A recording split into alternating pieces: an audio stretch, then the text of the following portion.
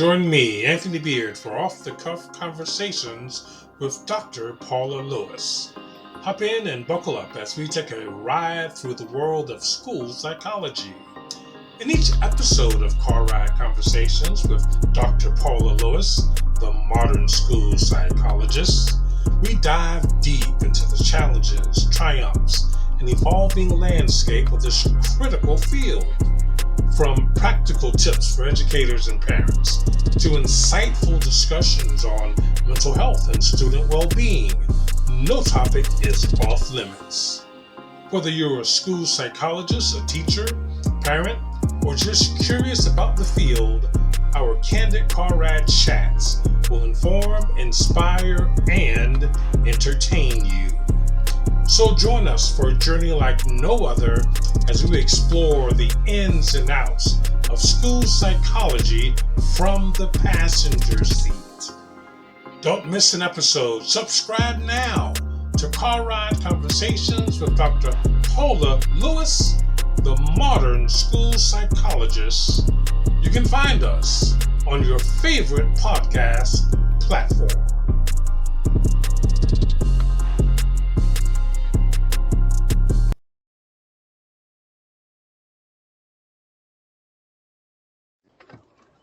Okay. So just thinking about the brainstorm of school psychologists being empowered, the title that you had, the Modern School Psychologist, to me is the best name. Or unless we're trying to put something in there where we're saying we're using the word empowered, but I think I like the Modern School Psychologist. Because people are we're at a point in time where people need to view the role of school psychology in a different light. It's not just someone who is in a brick and mortar building. School psychology, in order for it to survive in 2024 and beyond, we've got to think of ourselves in different ways. We have to think of being remote. We have to look at how we're testing. We have to look at other things, Dr. Lewis. Well, I'm just thinking through this Modern School Psychologist Facebook group. They need to be empowered with information. So it would need to involve a lot of the contract companies that are supporting this work. Like a lot of that information needs to be delivered through that site, talking about the greatest recruiters, like a Dean McKenzie, like promoting him. That's what, for example, one of my colleagues is saying, because that is the one person who has really connected us well. And that's what it's all about too, like who you're connected with one of these companies. Also, taking the school psychologist to the entrepreneurial side, making sure that they know that, hey, you might start here with the contract companies, but then let me show you how to take this to the next level where you are getting the contracts for your own self. You're being empowered to start your own business. Why not? Why not? Now, does the individual school psychologist need to start viewing the role of school psychology different? Is this something that needs to be talked about, perhaps, in their training? Well, for their self-preservation, this is what no one wants to talk about. The burnout is real. There's data to support that the burnout is real. Schilling did a study, and there's no going around that, and people want to continue in this brick and mortar model. However, school districts need to learn that there are other means, there's other ways to be supportive and not devalue the role of the school psychologist, not have school psychologists with 5 or 6 schools, some extreme number, abusing their services, because our service delivery model is huge. Like, we can just, again, maximize our potential in a number of different contractual spaces. So this whole thing about continuing on in this brick and mortar model, it's not realistic, and we just need to embrace it. And also, it needs to be a movement so that these school districts will know that, hey, you can't come with these low salaries, low ball in school psychologists. We have a unique way of work. Everybody does not have a specialist degree. Everybody does not have a doctorate degree in school psychology. Some of our school psychologists, they have master's plus degrees, but they've been doing this work for over 20 something years, and they're tired. And some are really, at a point where, hey, I'm not even like staying in this field. I'm going out, I'm retiring early. People are exhausted. Well, let me ask you this. Do you think that the school districts understand the plight of the school psychologist? Because I've heard that they've been pulled from their duties. Not only are they going to multiple schools, but I'm hearing that they're being pulled for lunchroom duty or for, school bus duty, these types of things that are not even closely related to having anything to do with psychology. I mean, I understand that, and what you're saying is true. We have school-based school psychologists, which is rare. There may be a school psychologist that could be serving one school. There's not that many scenarios like that, but it happens. However, we have school psychologists who may be asked to do something like that when they have an abundance, like they have a caseload that is, they may have 3 to 4 schools or whatever, and then they're being asked to do bus duty or lunch duty, and it's just unreasonable. That is unreasonable to be asked to do something like that.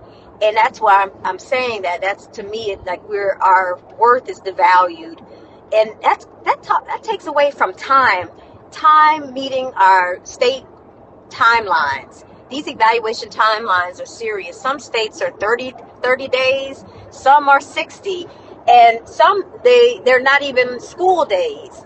They're talking about calendar days. And so you have to get these evaluations done in a timely manner. So if you're being asked to do lunch duty or bus duty, I then start to question, who's your supervisor? Are they supportive? Because if I just know some in the past that I've been, that supervised me in my early on in my career, were supportive and would not even allow that. There would be a standard, an expectation that no, school psychologists are not providing lunch duty or cafeteria duty. But I hear otherwise. I hear a lot of school psychologists talking about how they don't have a supportive psych services person that is like on their side. They don't have a supervisor or a director or whatever capacity the person is in. They're not supporting school psychologists in that way, which is why some of our sites are saying, you know what, I can't do this anymore. And then they may find themselves going to another school district to hope, and you're just hoping that, hey, this next, journey that I have is better and the supervisor is supportive. But another thing that some of the sites school psychologists do fight with, and I apologize because sometimes we just say school psychs or psychs for short, and being short and sweet. But one thing that I believe that is going on too with the school psychs is that they really truly, they just want change. They just want something different. They want to see, with all that they do, they just want to see it in dividends. They want to see that come back to them, their commitment to students. They love that work. However, you're living paycheck to paycheck trying to survive. But then you're being asked to do all these things, and then you're not even getting compensated for your worth. So that's where I am with, I just feel empowered to empower school psychologists with the message that, hey, have you even visualized yourself being your own boss, or have you ever visualized yourself being like working smarter, working in a remote situation, maybe in a hybrid situation, or even a traveling capacity, which could give you just a better life. Work-life balance will give you, just when you wake up in the morning, you're happier because you have made the decision of, this is my trajectory, this is what I want to do, and this is what I enjoy. Do you think the school districts and the individual schools have a good fundamental grasp of what it means to be a school psychologist in the year 2025? And is that part of the problem? That is part of the problem. The National Association of School Psychologists, they do a good job. They have materials, they have presentations, information, resources that a lot of the school psychologists, the supervisors who are serving in administrative capacities, do their best to do this presentation to their, maybe schools, district staff, also like school-based staff. They try to do whatever they can to get the message out, what a school psychologist does. And I know there are other capacities, and not saying that, school psychology is the best. I mean, I think so. But a lot of professionals, they want other people to know what they do. And that has always been a conversation about, what does a school psychologist do? And some people really don't even grasp or understand like what it took to even become a school psychologist. These graduate level programs are rigorous. And some people don't understand that. And then they sometimes like try to compare us to other, professionals that have a whole different academic track, a whole different, type of, credential, and maybe it was even done in a lesser years compared to a school psychologist that has to do a whole year internship. Prior to that, a practicum. So, which requires, again, an abundance of time. So I think sometimes, again, they just don't understand like the magnitude of what we do, what it took to even get there. And then just the special skills that are required to be a school psychologist. Everybody can't do this work. Everybody just can't, because again, it just depends if you're able to survive the program, which is again very, very time consuming. We have a lot of educators, teachers who are in the program right now. They could tell you this is nothing to play with. They are trying to survive. They're trying to still work in education while they're trying to become school psychologists, and they will tell you, I mean, there are tears behind it. And I even remember, for myself, how hard it was for me trying to work 2 jobs, even though I was a full-time student. But it doesn't matter. It's very, very, it's rigorous. It's a lot that it requires. Oh, and one point that I failed to miss, that I've failed to not make, is that the frustration sometimes with some of the school psychs, some of the school psychologists, is that the supervisor may not even have a background as a school psychologist. Some of them may be coming from, a different life. Maybe they were a principal and they moved up in administration. Now they're the director of psychological services, or maybe they're the director of ESC, which, sometimes that umbrella holds a lot of different professionals, the speech language pathologist, the occupational therapist, the physical therapist, as well as a school psychologist, and the list goes on, and it falls under that umbrella. And then the director has no clue about what the school psychologist does, or really doesn't have any knowledge of, just any of our background or what it took to get there. However, a lot of these professionals, they do take their time to learn what we do, because they have no choice, because they, it's like, trial by fire. I got to learn right now what this person does, because again, then the school psychologist has to depend on these individuals to provide the resources to do the job, like the test protocols and the test kits and, maybe the iPads that you need to do the job, for example, even just to make sure you have a working laptop. But all those things have to be provided by someone who may not even understand the necessities or the requirements of this position. And sometimes there could be some even shortcomings with making, maybe they weren't able to get some of the materials in time. When we have students who are needing services, we need to be able to do these evaluations because there's suspicions of a disability. And then we don't even have the resources to do the work because people don't understand, what is necessary to do this work.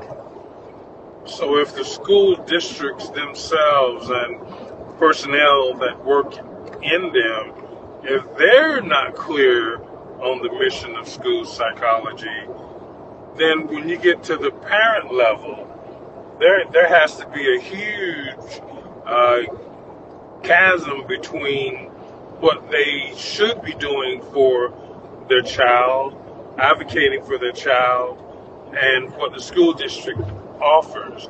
There just has to be mass confusion as far as next steps, what to do, how to care. Correct. So again, it's a learning curve for many, especially if you're in this administrative role, then you have these parents calling you and you really don't maybe not even know the rules or the ethics of school psychology when it comes to maybe a parent requests an evaluation, or the parent wants a private evaluation done, for example. And if you're in a capacity like you don't know, you're an administrator, you're new in this field, you may not even really know how to best support that parent. So then what takes place is then that administrator is going to lean on school psychologists to assist them in understanding what, in terms of records request and, FERPA, which is, a law, in terms of, or even, for example, in Florida, you got House Bill 1557, so you better know, that law as well, in terms of parental rights. So there's just so many nuances, so many different layers that this person who might have, like we call it, maybe green, who doesn't really have a clue, but they just got this position, then they have to, again, they got to learn through the lens of a school psychologist, which then sometimes that school psychologist starts to become frustrated because they're like, well, it's like I'm doing your job, like I'm, being utilized, and I'm not even being compensated for this information because you're leaning on me to coach you through something where really, truly, you should be a school psychologist in a supervisor role to be able to support my work. Understood. But, I have nothing against administrators who are, serving in a capacity, because I know they have other capacities in terms of supporting mental health. The mental health, supports for the district, because they may be supervising or supporting school counselors or school social workers or licensed mental health counselors, all those individuals to support kids. I have nothing against it because I know some really fantastic psych services directors that are amazing, and they advocate for school psychologists. But they will tell you it was extremely difficult to really learn what, the needs are for a school psychologist, or how to even navigate the school psychologist world. But, they have a more, understanding of what the needs are.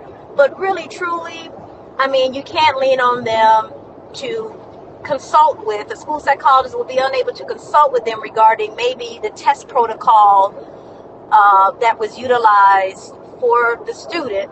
They may not be able to, advise a school psychologist on looking at a 2-point answer versus a 1-point answer on a specific test protocol, or in terms of specifics of a test administration, how something should be administered to ensure it's, administered according to standardization, for example. Those are things that a psychological services person who has no background in school psychology will need to lean on those who have the knowledge. But it's frustrating, like I said, for some psychs, because they feel like, well, I'm providing this information, I should be paid a supplement or something. If I'm going to be supporting your administration, I should be supplemented for providing whatever information that you need to support everybody, which is the team. And of course, we're team players. We've always been team players. We're consultants. We collaborate with teams. We're all about that. However, it should never be abused, because again, it should be valued. Anything that we're contributing to that degree should be compensated and should be valued. I see, and I agree. So, then, what is the answer for school psychologists, in your opinion? Is it opportunities outside of the school district?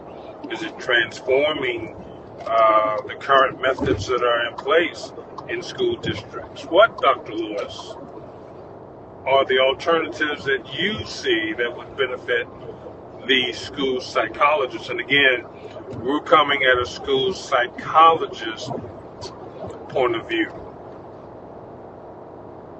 Well, again, we always say students first, and of course, students are always first. But I feel like sometimes,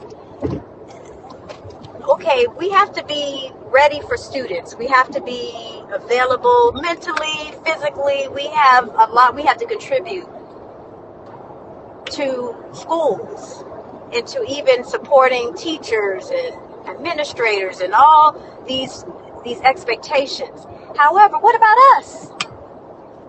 No one really asks, how do we feel? What about us? Because we truly need to be valued for what we do. And again, I go back to the salary. I mean, there's variability in salaries. I mean, I could think of, for example, in the state of Florida, salaries look different from one district to the next. And everybody knows what districts are paying the highest. And everybody knows what districts, are offering, stipends for NCSP.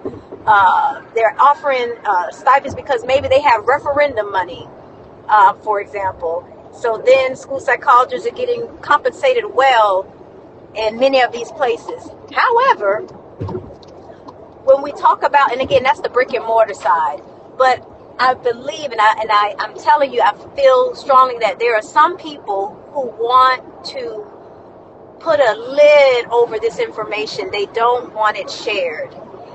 And school psychologists need to be empowered with information. Just like we talk about parents need to be empowered with information, it's the same for the professional in this work. So when you say that, are you saying that, who are you saying is trying to limit the information available to school psychologists? Well, I think there's some social media groups. I won't say who, but there's some specific people in the world in terms of even, there's administrators, there could be school professionals who don't want it known that there are other income streams that can help to support school psychologists and empower them to be able to take care of themselves financially Because a lot of school psychs are unfortunately living paycheck to paycheck. I mean,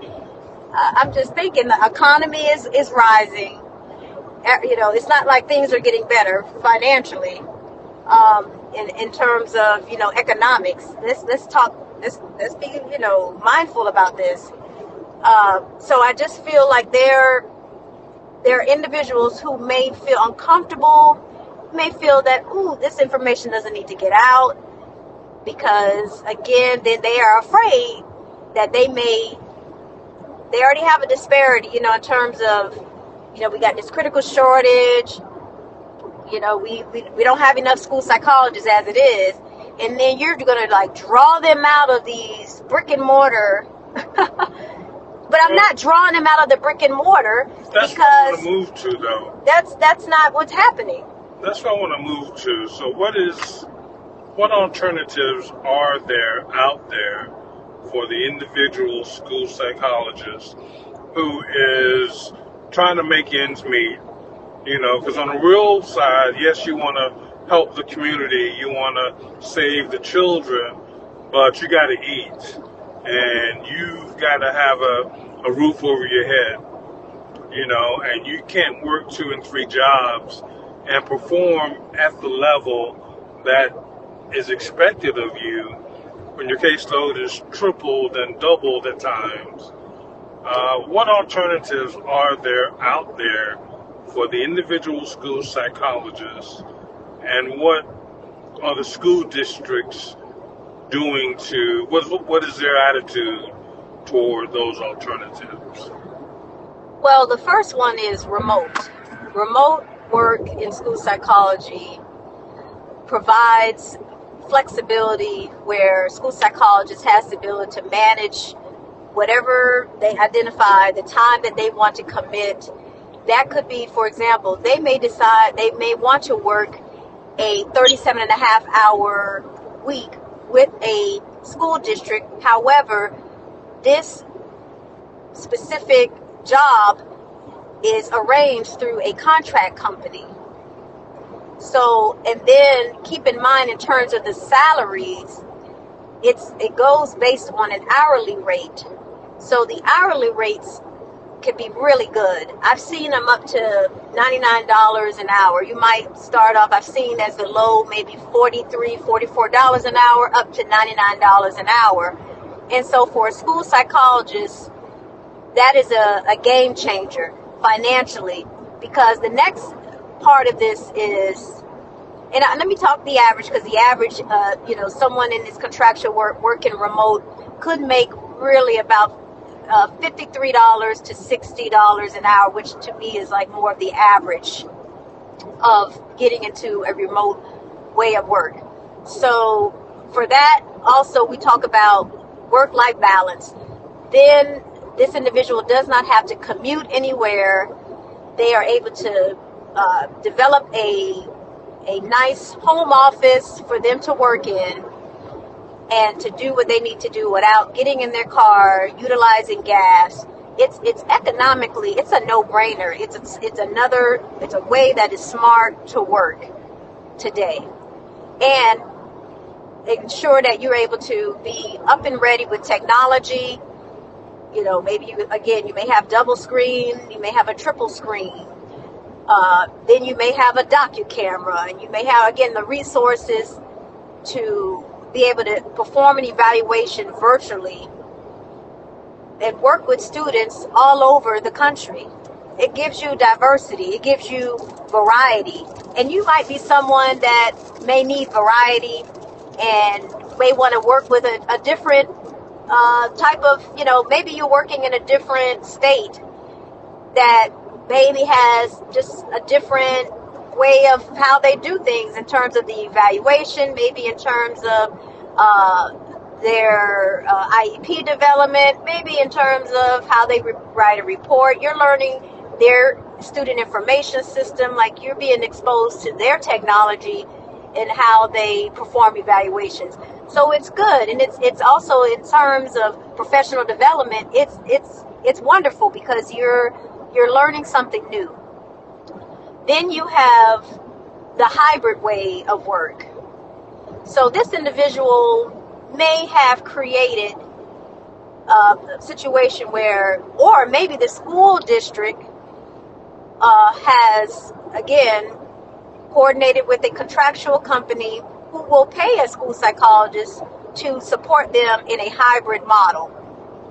Also, let me say this before I get into, self-preservation, because I have to commend, there are school districts who are really right now looking at this, where they are offering a hybrid model, where for their brick and mortar school psychologists, that traditional model, they are allowing a hybrid type of situation where maybe the school psychologist goes into the school district, they do evaluations maybe a couple days a week, could be 3 days a week, but then they could work from home and complete their evaluation. Or they may be able to conduct evaluations remotely and save the district gas, and they may have a facilitator that is hired in a school building to support the remote evaluation.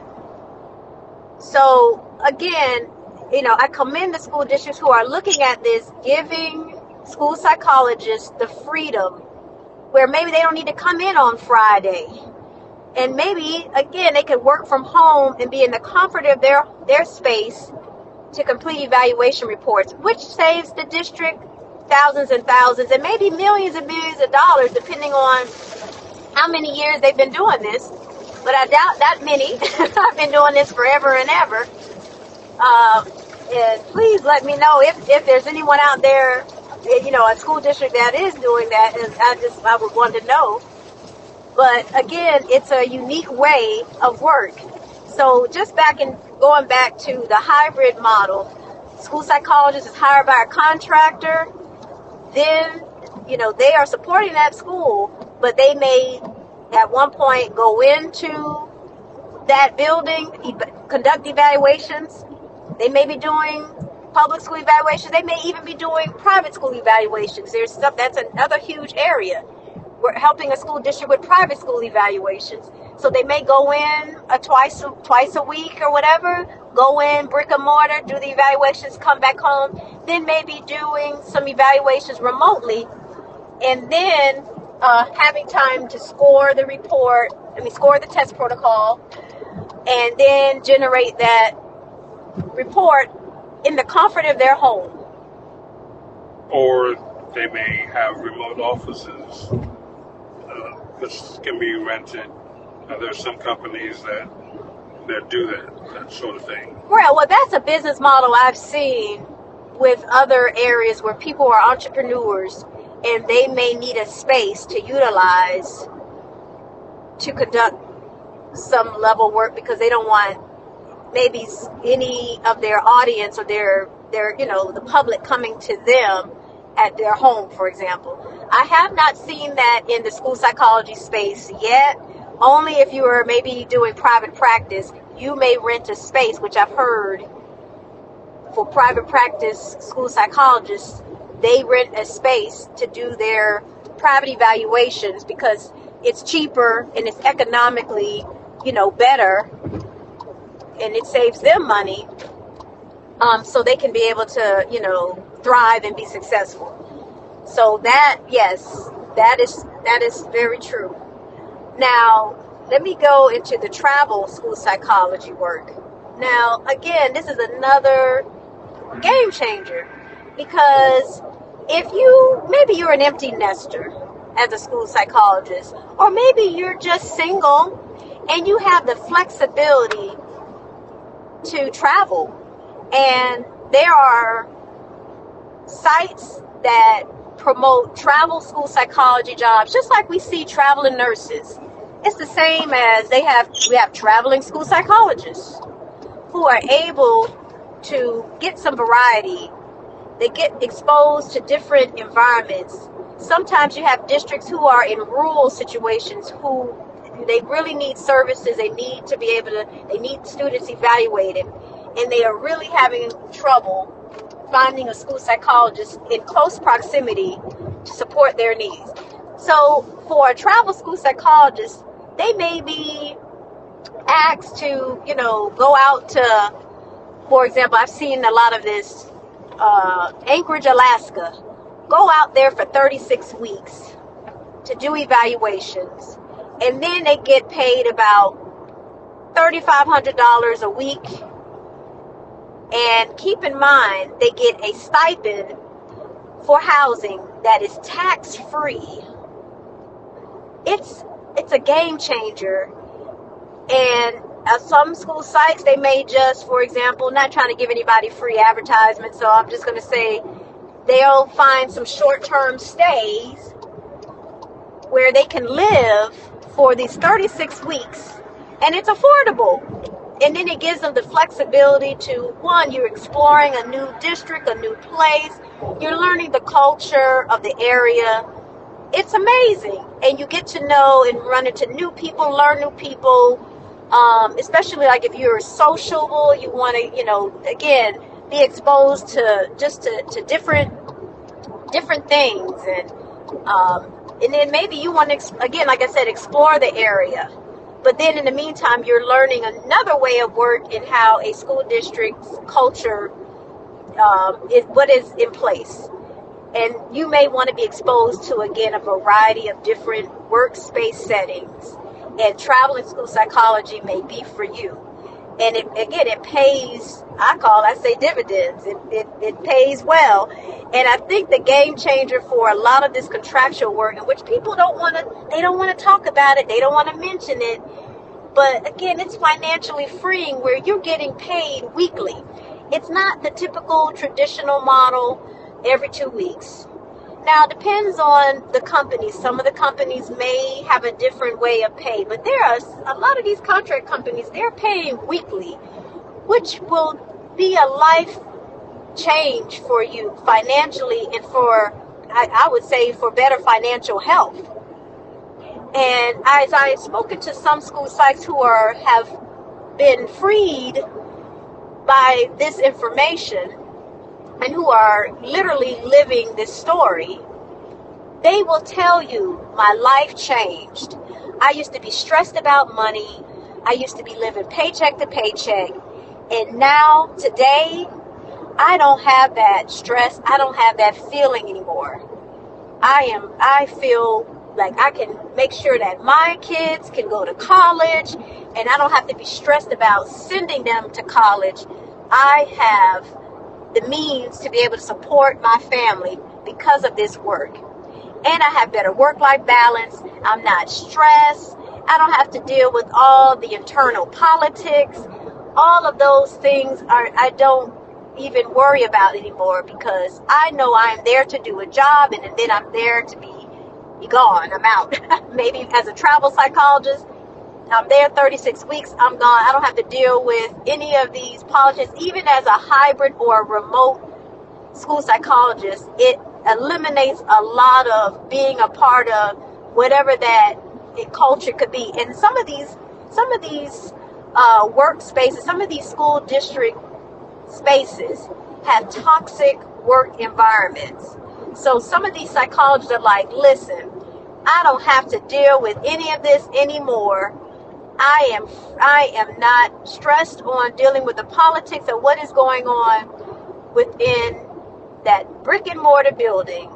I am free from it. So that is the game changer with this work. And I believe that school psychologists should be empowered with the information, not something that should be hidden, because at this point, the modern day school psychologists will change the world, and it is a movement.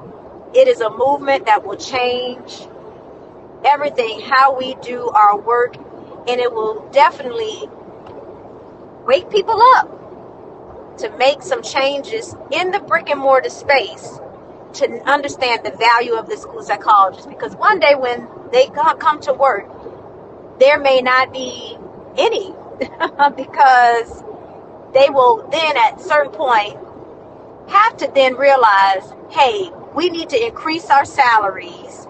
We need to make it worth a school psychologist's, time.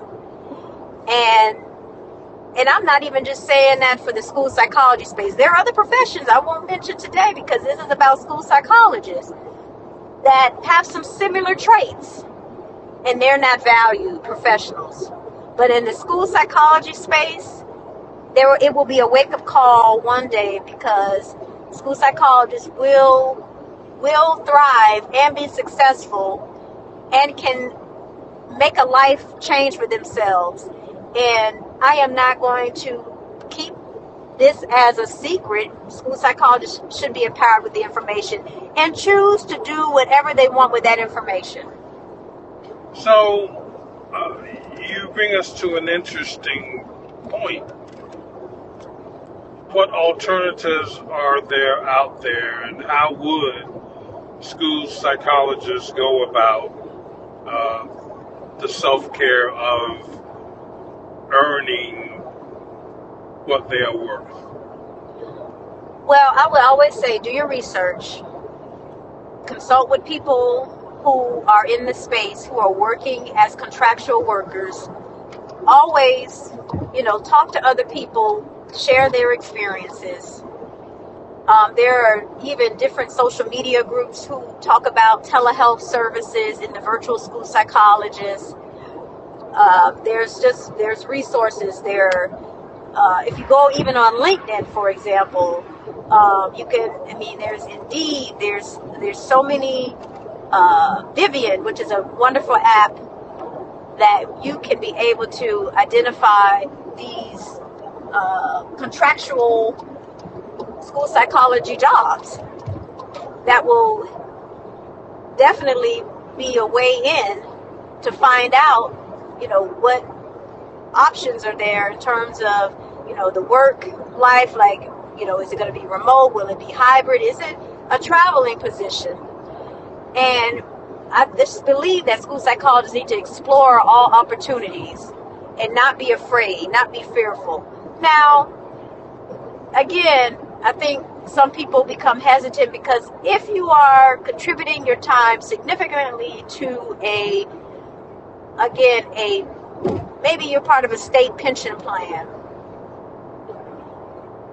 then some people are hesitant to make that move. But again, you need to do your research and identify, depending on where you are, because it's a case-by-case basis, where you are individually in terms of your retirement.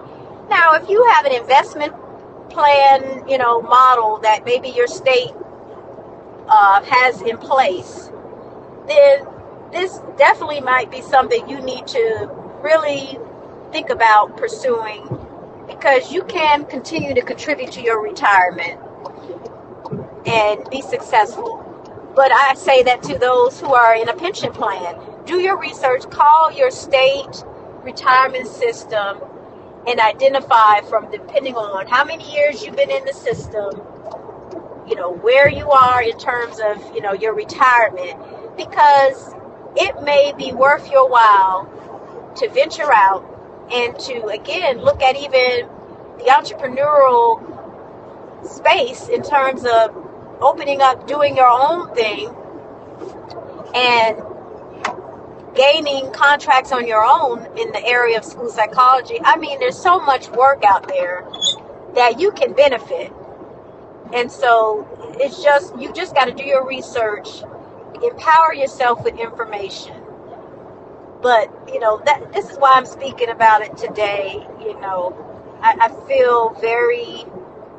I just feel strong about this work and what it can do for people. It can change your life. And I can speak to it. I can feel it. I can touch it. I can see it. I would not be expressing it if it wasn't something that is real. It is real, and don't let anybody tell you different, until you find out on your own. But it's just to me, I feel strongly that I have to empower people with the information, not try to hide this information. And let's be real, because it's a movement. As soon as this work, again, continues to build and people become more aware and become more involved, I believe strongly that districts would not have a choice but to take it and look back at their budgets, make some changes, and identify what would be the best salary to pay school psychologists for them to come aboard, for them to be a part of their school district culture. Because I'm telling you, I don't think as time goes along that right now, today, that this is going to be where school psychologists, stay in a brick and mortar situation, knowing that there are other ways, especially if, a school psychologist is struggling financially and they have families, they have mouths to feed. I just don't believe that school psychologists are going to continue to allow this to happen to them when they know that they can really be paid their worth in a different, in a service delivery model that again has to do with you being connected to a contractor or you becoming the one that provides the contract, and then you hire the professionals to support students.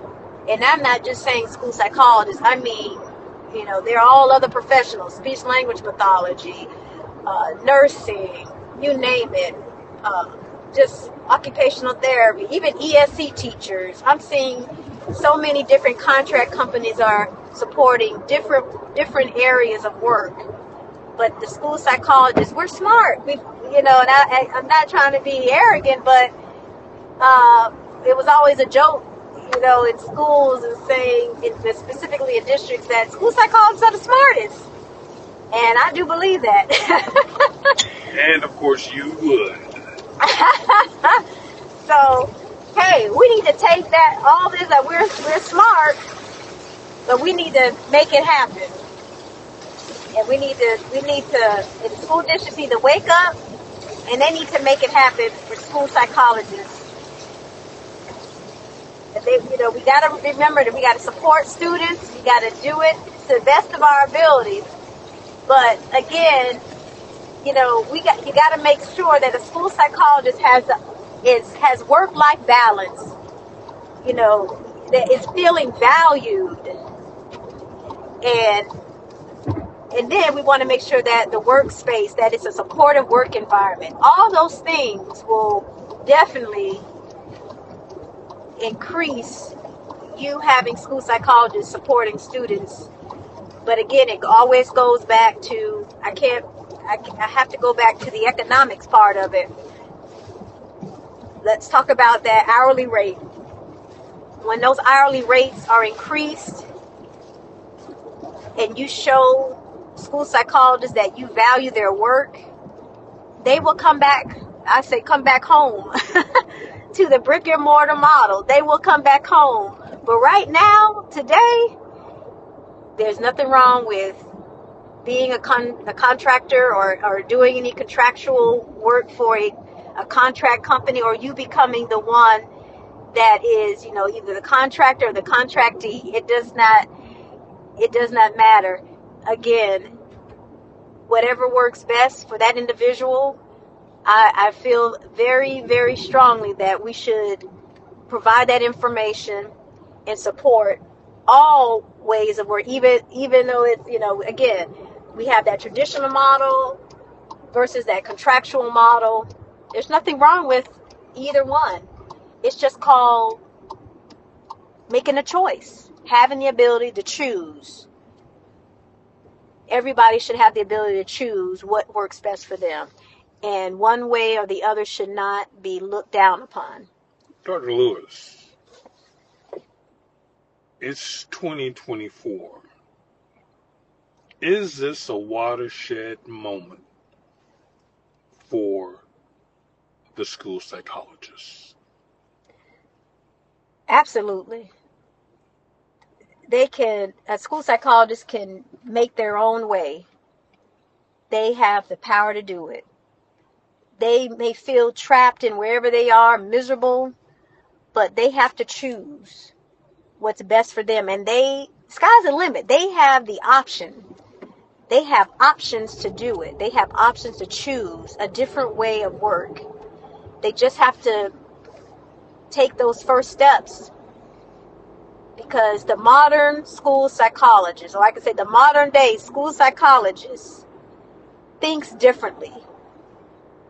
They think differently. They are not afraid to do something different to best support their mental health, to best support their families financially. This is what it's all about. The modern school psychologist. It's a different way of work. It's a different mindset. But again, the school psychologist should have that ability to choose and make decisions on behalf of themselves. But in the end, again, it'll definitely support students and provide the mental health services that are needed to ensure that students thrive and be successful. Why can't we all be successful? All be successful. We know happiness is when you do your best work. When you are happy, you feel like there's a balance and that you are valued. You do your best work. You do your best work. Are there resources out there that is available for school psychologists? Maybe self-care, maybe other things. I know when you were talking about salaries and pensions, a lot of people who have entered the workforce in the last 8 to 10 years may have a 401 plan that they can travel, that they can take with them from job to job, that may help to relieve some of the stress of leaving a particular pension. Right. So that's why I say there are many resources. You have the National Association of School Psychologists, the American Psychological Association.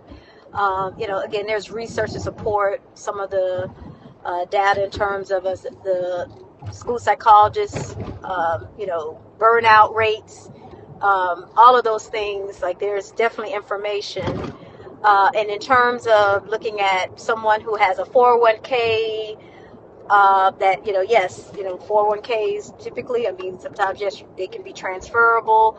But again, I'm not someone that will give advice in terms of that. I would say, even in terms of taxes, versus a W-2 versus a 1099, because some of this contractual work, you will get a 1099. So then, it's best to always consult with a tax accountant or a tax professional to be able to answer any of those questions. But I got to say, I know people get kind of nervous about, I'm upset about, just the thought of, stressed about not getting my health insurance, or I have to find other means for health insurance and all these things. And then, people get anxiety about that. But again, you just have to make the choice. There are other options in terms of health insurance. Again, you just have to do your research, because that should not be the barrier that keeps you in, wherever you are if you're not happy. Do your research. There's other entities. There's private insurance. There's, of course, the marketplace insurance. Your spouses or there's other means. Maybe you're married and your spouse has insurance with their company, and then maybe you can be added on to their insurance. Like, there's other means of getting health insurance. So you may not be married. You may, as a domestic partner, qualify for certain plans. That's true. So again, do your research, get out there. In terms of the contractual work, I recommend LinkedIn. I recommend the Vivian app. I recommend Indeed. There's so many sites. You could just Google and you could put in remote school psychology work or hybrid school psychology work or travel school psychology work. There's so many companies out there that you just really need to do your due diligence and make some decisions that are best for you and your family. Because at the end of the day, you need to be in a stable mental state and have work-life balance to do this work, to support students, to provide, these supports in terms of your evaluation, counseling supports, whatever that is, so students can thrive and be successful. Well, we'd like to thank Dr. Lewis for her sharing of such vital information and opening the eyes to different ways of doing things and different ways of thinking about school psychology and their future. Join us for our next podcast coming up in just a few days. And until then, this is Anthony Beard along with Dr. Paula Lewis saying bye-bye for now. Thank you so much, Mr. Beard. I appreciate you. Thank you.